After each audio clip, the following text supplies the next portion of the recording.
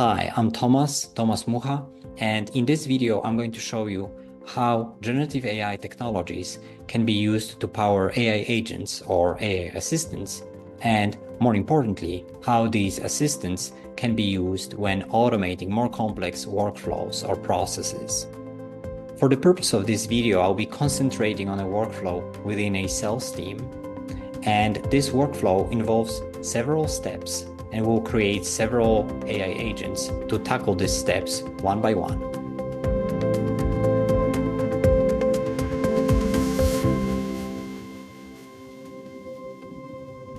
Let's kick off by covering the background of this case study. So in this case, let's assume that we are in sales management role or working in a sales team, and we are working for a company that is selling Internet of Things or IoT technology, so solutions in IoT space, specifically for manufacturing companies, so manufacturing sector. So IoT solutions that we could potentially deliver to factories or other facilities that are manufacturing physical things.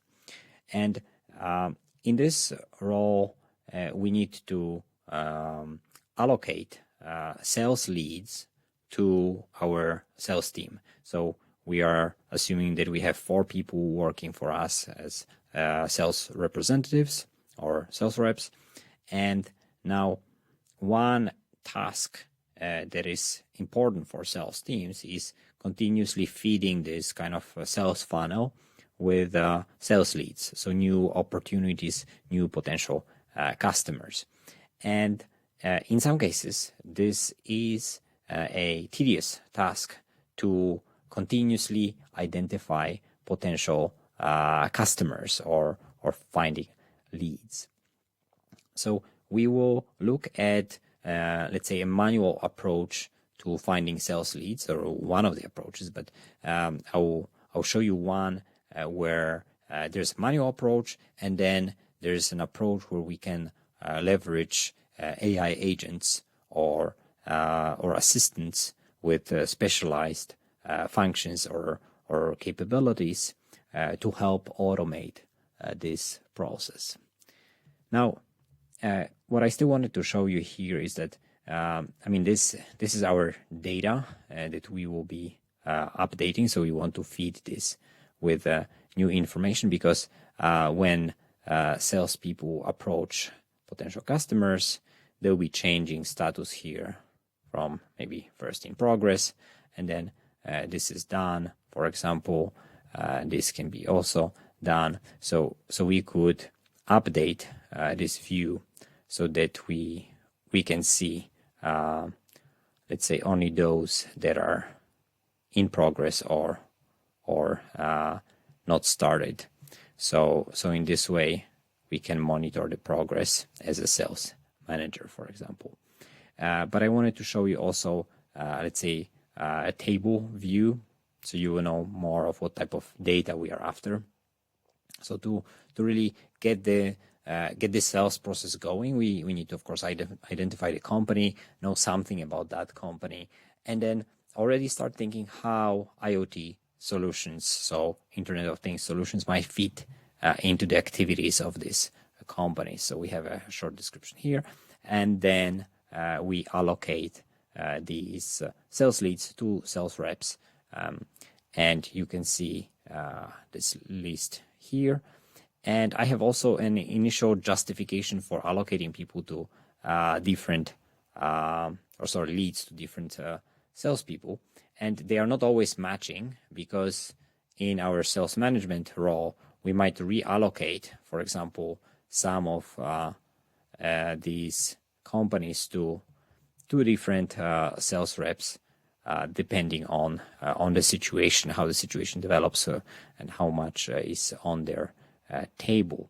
But it is still an important task, often, to find the right match between the sales rep and the lead, so that they can approach this opportunity in the best possible manner. So this can be done manually, and Now, the question is, how can we automate this process with the help of large language models? And that's what I'm going to be showing you in a moment. So let's first look at how this type of approach for generating sales leads and allocating them can be done manually. So one way to collect the leads is to look at news and press releases and try to find new relevant companies from this type of content that is continuously being updated. So this is one potential source. And here, for someone to manually identify sales leads, they would need to first probably want to drill down this a little bit more, so that not all news releases are considered, but rather maybe we would need to focus on manufacturing. Okay, let's try again. Okay, now it's working. So some of these are clearly not relevant, right? Because there are this, for example, market research reports, press releases, where we can't identify customer directly by approaching the company that generates the report, but rather we need to read the report, and of course they are behind a paywall. So we would need to go through some of these releases manually to find companies that might be relevant potential customers. And clearly you can understand that this is a time-consuming process. So let's think about how we can automate this type of task. So first thing is, we would need to ideally access information in a way that is easier to consume for automation. And there is a ready-made solution for us for that one, RSS feeds.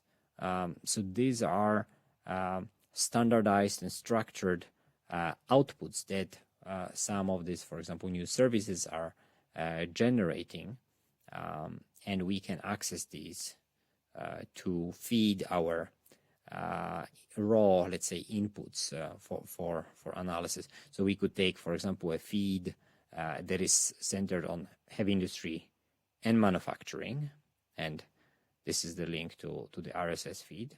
And as you can see, this is an XML file, so it's a structured output that we can process in our automation. So they update this regularly, and news press releases or news items are presented in this way. Right. So now, how can we leverage this information? I will now show you my agents that will be, or assistants, AI agents or assistants that will be involved in the process. All right, so I have created 3 assistants in OpenAI service, and these are specialized assistants in the sense that they are geared specifically to perform certain functions, and I will discuss this in more detail later, but let's first get a high-level overview. So they are not presented here exactly in order how they will be used, but the way this workflow will go is that on a high level, first we will absorb information from this news feed or RSS feed, and then we will first use this manufacturing checker to check whether companies that are posting these press releases are manufacturing companies, because this is our potential market. So we want to identify companies that are manufacturers. And then next is we want to already preliminarily identify some potential use cases of IoT solutions for these manufacturers that we identify, so that it's easier for us to allocate leads to the appropriate salespeople, and also so that it's easier to get the conversation going with customers if we have already more customized, let's say, offering targeted for them. And then the last part is allocation of sales leads to sales representatives. So that's this last assistant, right now here it's presented as first, but in any case, in the workflow, this is going to be the last step to allocate these leads based on the profile of the companies and IoT use cases that the leads can potentially be executed, and then matching with the profiles of the sales reps. And this information will need to land in our database. So we would like that in the end, our assistants will upload this information to this table, and then we can manage it here later on. So let's see how this process unfolds in a little bit more detail. All right, so the starting point for this process is the ingestion of data from RSS feed, and we can do it through multiple means. This is just one illustration.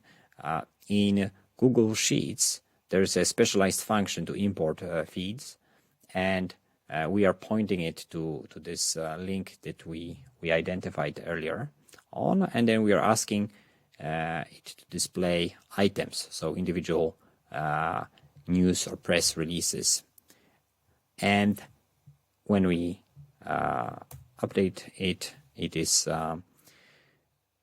providing here a list of, I think, 20 press releases, the latest press releases.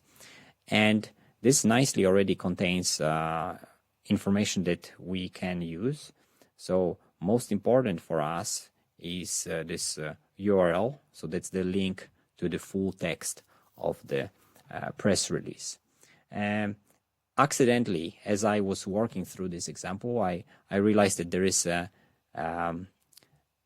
consistent error in this RSS feed. So the PR Web is actually producing wrong links. There is an error that we will need to correct.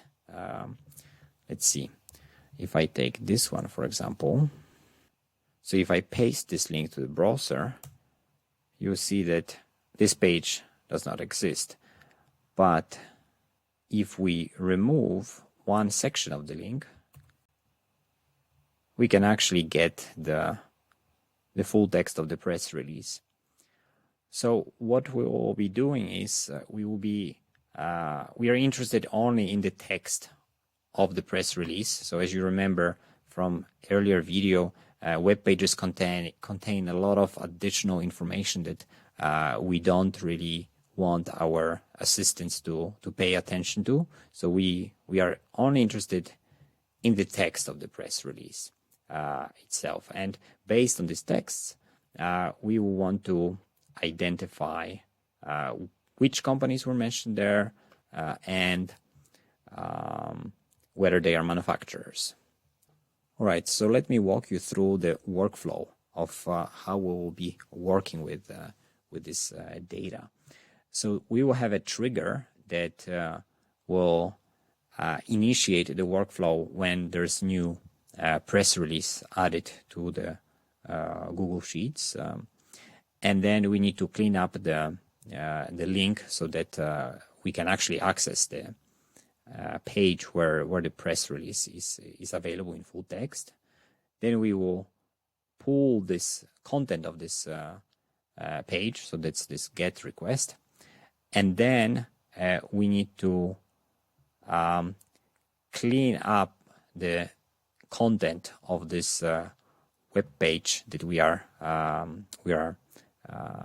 retrieving. So we want to get rid of unnecessary parts of the HTML code and all the unnecessary text, and just extract the text of the news release.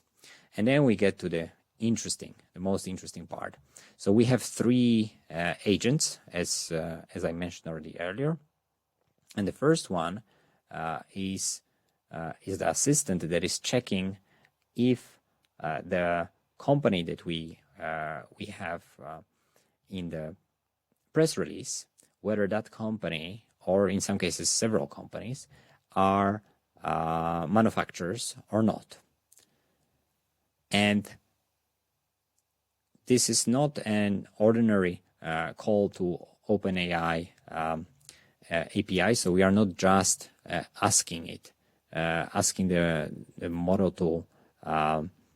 to identify manufacturers. We are or whether the companies are manufacturers, but we are defining a specialized function that ensures the proper type of output that this agent will produce, and also we're providing additional information for that agent to work with. And then depending on whether the company that posted the press release is a manufacturer or not, we'll continue or terminate this workflow. So if this is in fact manufacturer, based on the assessment by the first agent, we move on to the second agent, and this agent has an additional or special custom function that I added for the use of the agent, where it can use information about different types of IoT solutions and implementations to identify what types of use cases could be used by the company that we have identified. And then once we have this information, so we have an overview, we know which company we are dealing with, have an overview of that company, we know that it's manufacturer, and then we have let's say an initial idea of what types of use cases our company could sell to that manufacturer in the space of IoT. Then we can activate the third agent, and in this case, this agent is matching the sales leads, the information that we have about these sales opportunities, with the profiles of sales representatives. So this agent has access to information that is not public. So this is going to be profiles of our sales representatives, and then it is evaluating which sales lead should go to which sales rep. And then as a final step, this last agent is then uploading the information to the last step, which then records this final assignment of the sales lead to sales representative, together with all the information that was collected along the way. So now, as I have explained the whole process, of course, without opening the individual details here, I think we can run it to see how it works, and then we can still dip our toes a little bit deeper to see this process. So I'm going to manually activate this process by adding a press release, so we don't need to wait for the press releases to come. I will just paste it here at the end of the queue of the press releases, and then we can see how this will trigger an event that will start the workflow. All right, so now you can see that there is a new event, show event. This is in row 15, that's correct.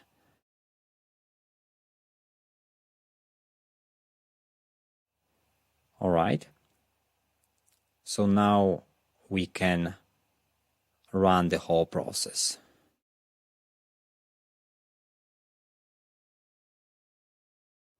Okay, we got a message that it was completed successfully. So first, let's look into our database. So this is the company that was added. Right.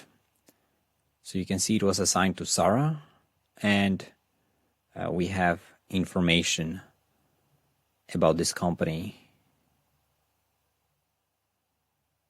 So first, a high-level overview.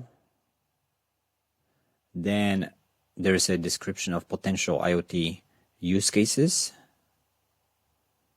and how they can benefit from this type of solutions. So this can definitely help salespeople maybe to customize or send an initial message to the company. And then we have a justification why Sarah was selected to be the right sales rep in charge of this sales lead. All right. So as a sales manager, we could reallocate this lead to someone else, or we can leave it here. And then when Sarah picks it up, she can change the status here. And then finally, when it's done, it will disappear from our database of leads. But so it seems that this process worked out really well and was definitely much faster than doing it manually.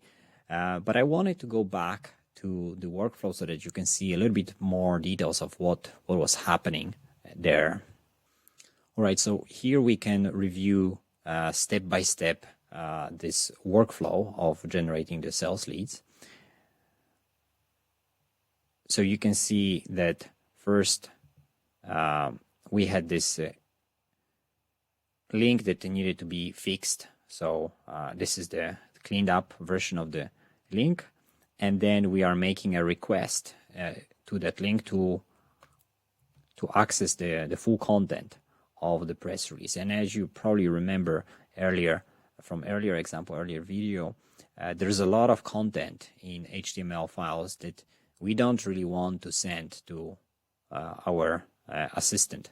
So this is the full text of the raw HTML file that was returned, and we need to clean it up to retrieve only the text of the release that we are interested in, and that's what's happening here. So we have the text of the release, so you can see it is much cleaner text, and it's much shorter. So this is the information that we will be sending to our first agent. And the first agent checks whether the company is the manufacturer. So there's a flag, an indicator that in general there was a manufacturer identified. And actually we have two companies that are mentioned in this press release. Okay, so let's check in the database. So I think we have already marked this one, Real Acoustics, that it was done by Sarah. All right, so that's interesting. That's what I was hoping to actually get. So great that already the first release had this type of setup. So we have two companies that are mentioned in the press release, but the first one, Real Acoustics, is marked as a manufacturer. So this agent flagged that this company is manufacturer, so it will be a potential sales lead for us. The second one, we can open it.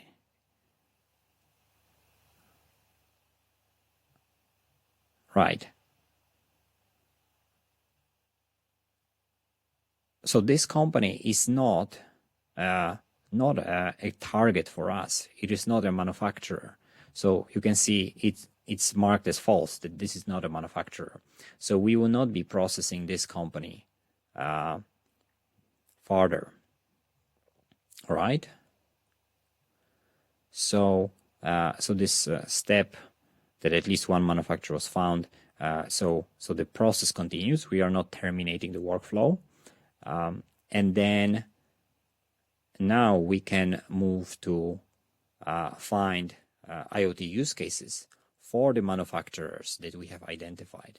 And we have identified one manufacturer in this press release. So this second agent here will access the information about the company. So we already have a description. So you can see here we have company description.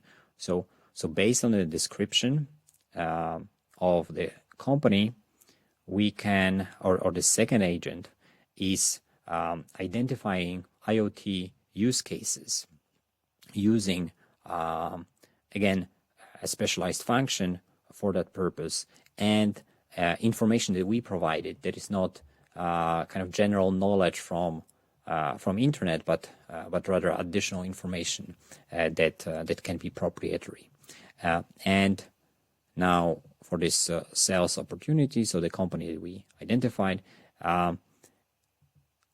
this function from the agent. So the agent or assistant returns to us name of the company, then overview or description of the company, and then description of the IoT use cases.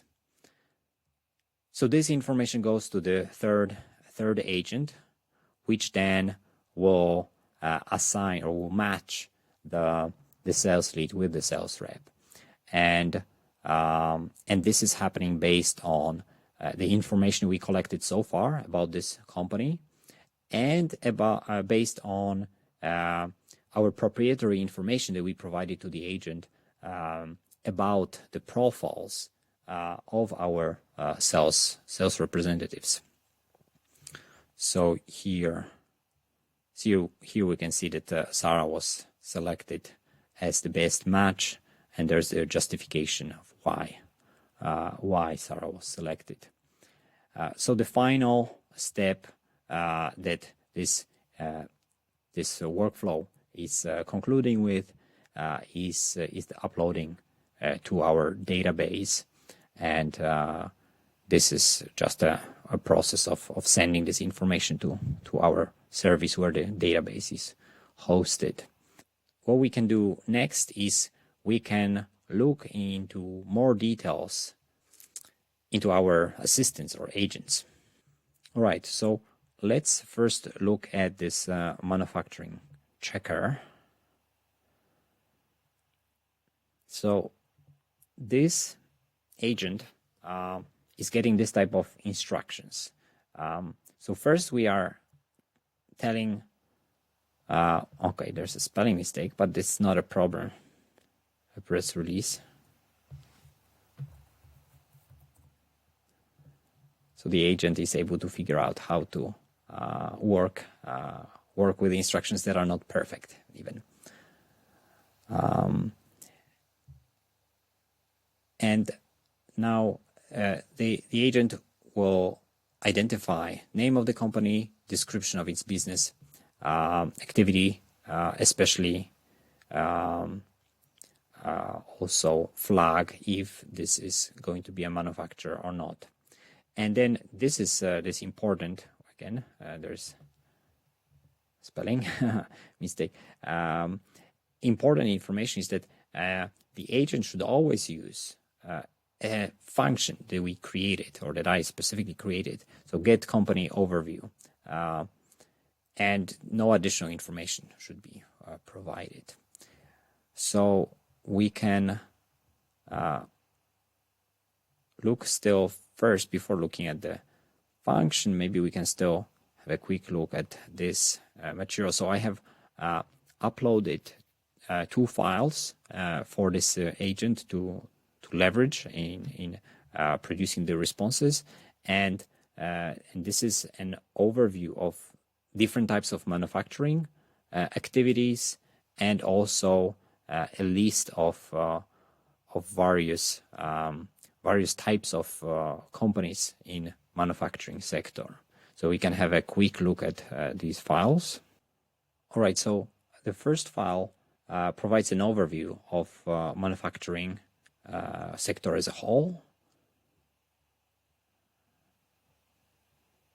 So this is less than 2 pages of text that describe different types of manufacturing in general, and also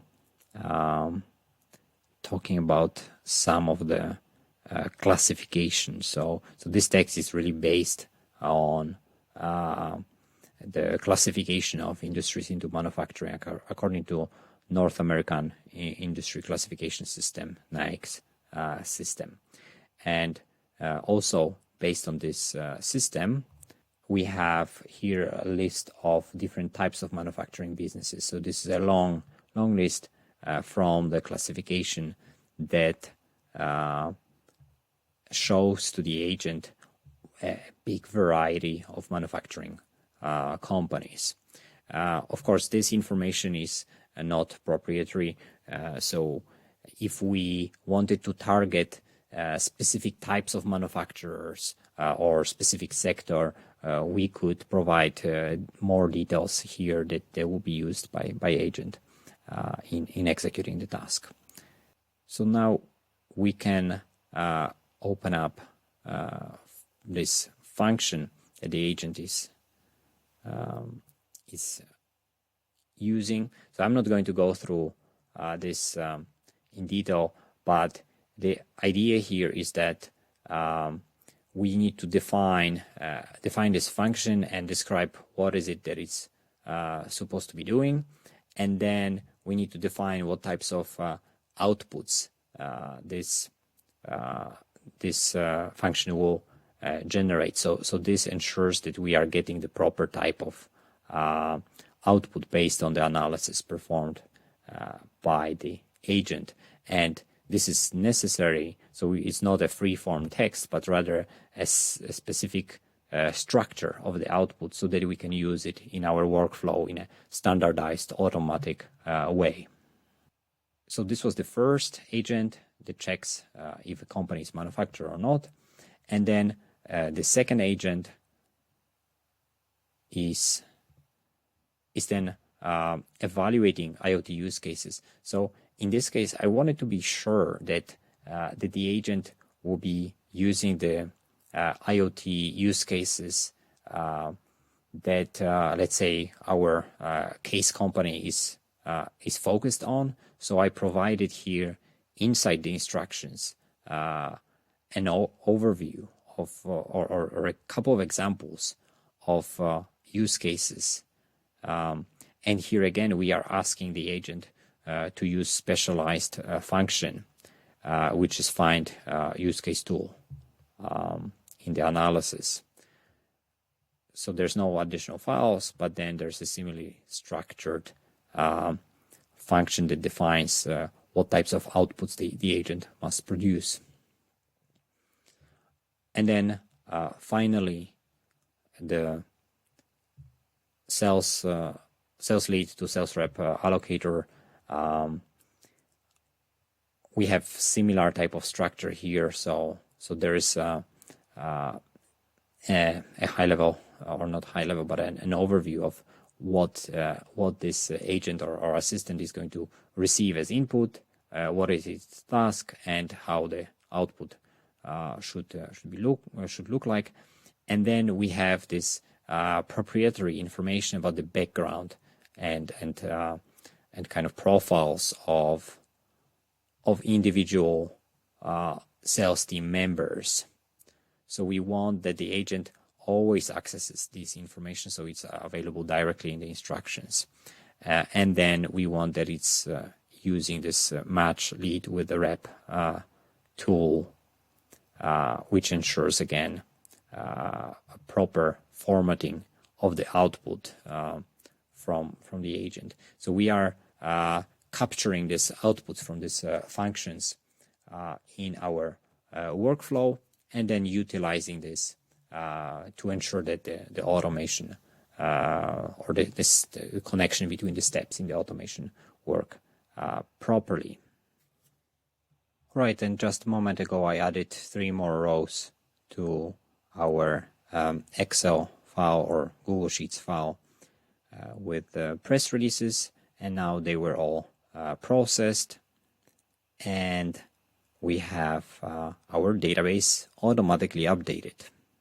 So I hope that this case study helped you understand how AI agents or assistants can specialize and cooperate with each other to help us automate different tasks in various processes. Even though we are still in very early days of AI agents powered by generative AI technologies, it is already now clear that these types of agents present immense business opportunities. This is driven by two factors. So, on one hand, we can programmatically control the access of these agents to various tools and documents, as well as we can define what types of outputs they are providing. On the other hand, these agents still retain a lot of independence in the way they're executing their tasks, and they can also leverage complex reasoning capabilities provided by large language models. Thus, by providing this kind of balance of control and complex reasoning capabilities and freedom in using own reasoning, these agents can assume a variety of tasks in business context.